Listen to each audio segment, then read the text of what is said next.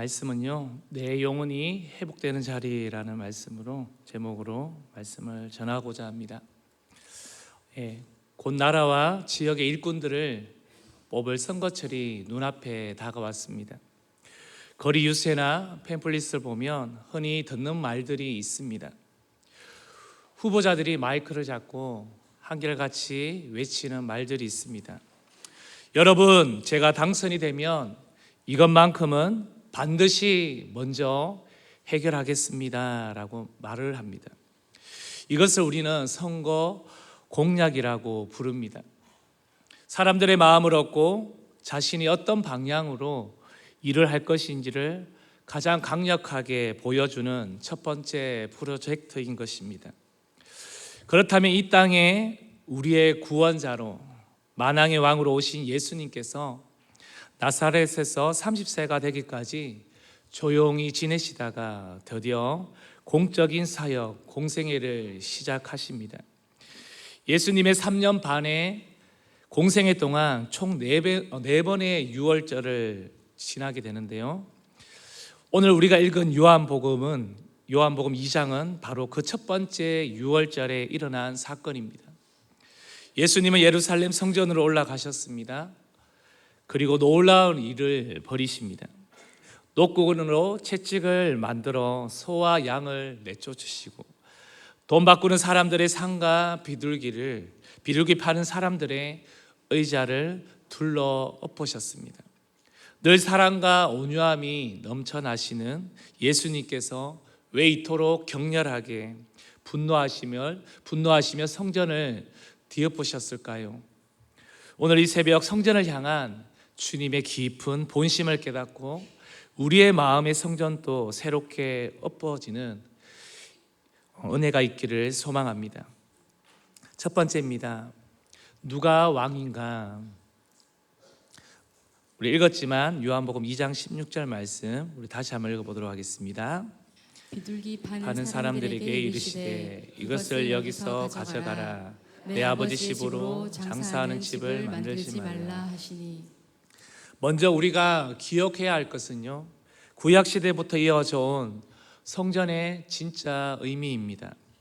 출애굽 광야시대의 성막부터 다윗이 그토록 짓고 싶었던 성전, 그리고 솔로몬이 완성했지만 결국 바벨론에 의해 무너졌던 그 성전의 역사 속에 흐르는 단 하나의 핵심 주제가 있습니다.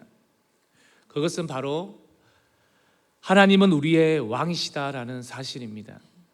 창세 이후로 창조주 하나님께서 세상을 통치하신다는 그 미션이 눈에 보이게 세워진 가시적인 상징물이 바로 성전인 것입니다.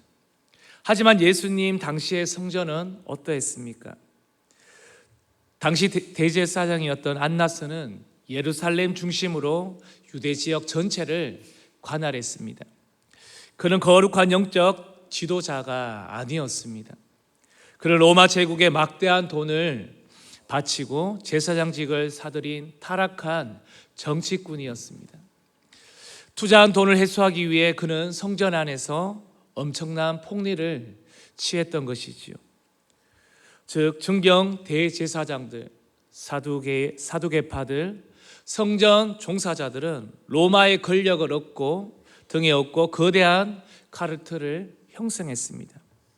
그들은 하나님께 제사 드리기 위해 먼 길을 수고하며 걸어온 순진한 백성들의 그 종교심을 이용해서 자기들이 지정한 비싼 재물만 사도록 강요하며 강도질을 했던 것이지요. 진리의 말씀을 따라 누가 언제 어떻게 예배해야 하는지를 바르게 분별하며 가르쳐야 할 종교 지도자들이 그저 다수가 가는 넓고 편안한 길, 돈이 되는 길을 선택했던 것입니다. 이때 바로 예수님께서 등장하십니다. 예수님은 어떤 심정으로 장사꾼들 앞에 서 계셨을까요? 보자마자 막 소리를 지르셨을까요? 저는 이 본문을 묵상하며 한번 그 예수님의 심정으로 한번 들어가 보았습니다. 아마 화를 내시기 전 주님은 먼저 그 자리에 우뚝 멈춰 서셨을 것입니다. 그리고 깊은 한숨과 함께 숨을 고르시며 성전 주위가 장사의 터가 된 것을 천천히 눈으로 스캔하셨을 것입니다. 더럽혀버린 성전의 영적 현주소를 깨뜨려 보시면서 말입니다. 성전의 상을 엎으신 것은 단순한 예수님의 혈기가 아니었습니다. 오랫동안 성전 안에 도도하게 흐르던 더럽고 타락한 물결을 그분의 온몸으로 막아서신 것입니다. 이것은 유대인의 중심에 앉아 백성을 다스릴 자는 로마 황제도 대제사장 안나스도 아니라는 거룩한 선전포고였습니다. 예수님은 공생애를 시작하며 성전에 들어가 주권을 쟁취하셨습니다. 이는 곧 내가 왕이다, 내가 하나님이다, 이제 하나님의 나라가 도래했고 너희는 하나님의 통치를 받아야 한다는 것을 보여준 위대한 사건인 것입니다. 예루살렘 전체가 술렁이기 시작했습니다. 저 예수는 도대체 누구길래 감히 대제사장 안나스의 권력에 져토록 겁도 없이 도전하는가?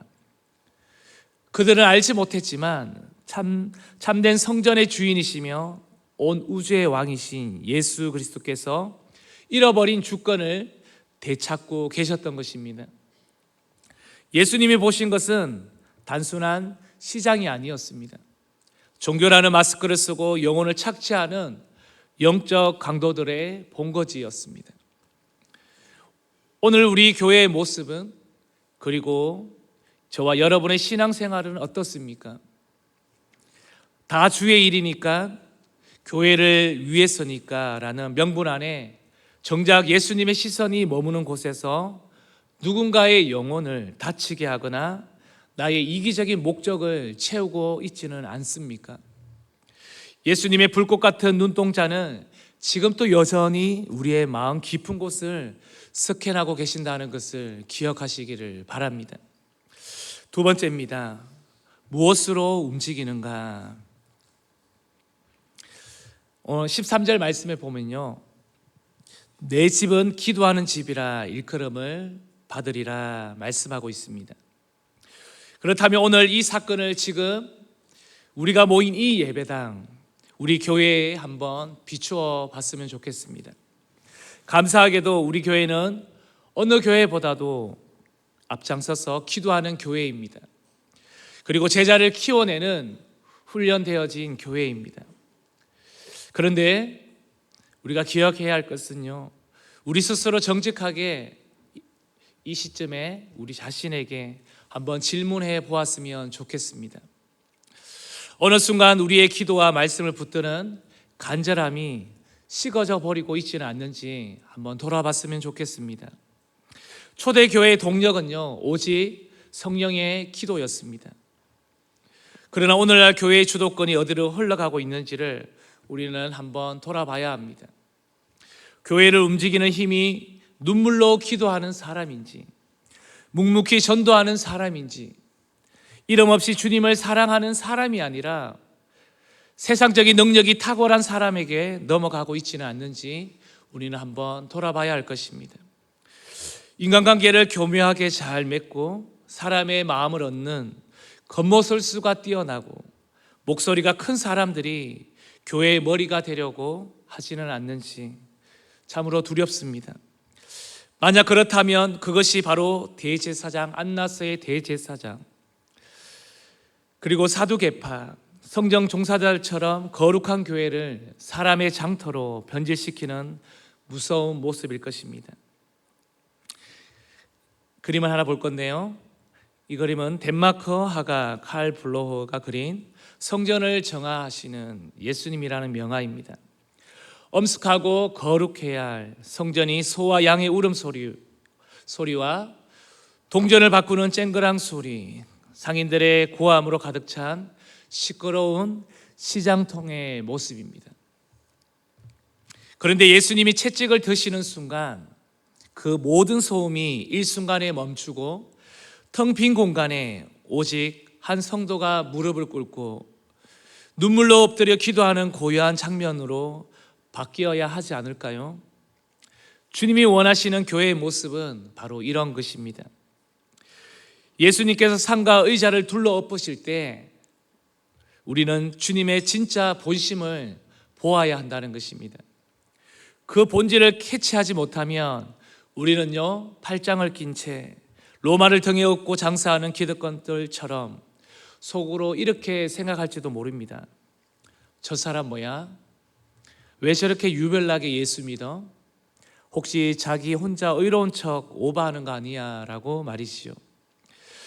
나도 모르게 누군가의 순수한 헌신을 손가락질하고 있다면 우리는 이미 성전 뜰 밖에 구경꾼으로 전락한 것입니다. 이 새벽 조용히 나를 성령의 조명 아래 나를 조용히 한번 조명해 보시기를 바랍니다. 마지막 세 번째입니다. 뒤집혀야 비로소 열리는 은혜입니다. 마지막으로 우리 각자의 심령을 향해 이 말씀을 한번 적용해 봤으면 좋겠습니다. 다시 한번 우리 13절 말씀을 읽어보도록 하겠습니다. 그들에게 이르시되 기록된 바 내 집은 기도하는 집이라 일컬음을 받으리라 하였거늘 너희는 강도의 소굴을 만드는도다 하시니라. 우리는 최근 큰 은혜 가운데 성령 강림절 특별 기도회를 은혜 가운데 마쳤습니다. 또한 어제는 성령 강림 주일로 보냈습니다. 뜨겁게 부르짖던 그 시간 동안 저와 여러분의 삶에 찌든 더러운 것들이 예수님의 이름으로 뒤엎어지는 통쾌한 경험을 하셨는지요? 예수님은 2000년 전 사람들이 하나님께 제사 드리겠다고 그럴듯한 명분으로 가져다 놓은 동전 바꾸는 그 테이블을 여지없이 뒤엎으셨습니다. 노끈으로 만든 채찍으로 소와 양, 비둘기를 성전에서 내쫓아 버리셨습니다. 그렇다면 오늘 내가 주인이 되어 앉아있는 내 마음의 테이블 위에는 무엇이 놓여 있고 무엇이 굳건하게 자리 잡고 있는지를 한번 돌아봤으면 좋겠습니다. 신앙생활이라는 그럴듯한 이름표를 붙여 놓았지만 사실 그 테이블 위에는 무엇이 놓여 있습니까? 내 명예, 사람들의 인정, 헛된 인기, 세상의 욕망, 그리고 돈이 가득 쌓여 있지는 않습니까? 이 모든 것이 하나님의 영광이 아니라 결국 나 자신을 위해 움직여가고 있지는 않는지 이 새벽 오늘 이 말씀을 통해서 한번 비춰봤으면 합니다. 여기서 우리는 스스로에게 아주 아픈 질문을 이 시점에서 던져야 합니다. 우리는 예수를 믿은 지 참으로 오래되었고 심지어 모태신앙으로 수십 년을 교회 마당을 밟고 살았는데 왜 여전히 내 안에는 더럽혀진 이 생각 그리고 집착, 꺾이지 않는 고집, 알량한 자존심, 세상 성공에 대한 목마름이 이렇게도 고스란히 남아있을까를 우리는 한번 이러한 질문을 던져보아야 합니다. 우리 다음 세대의 청소년들, 친구들 사이에서 잘 보이고 싶은 마음, 성적이나 미디어에 대한 집착이 여러분의 테이블 위에는 있지는 않습니까?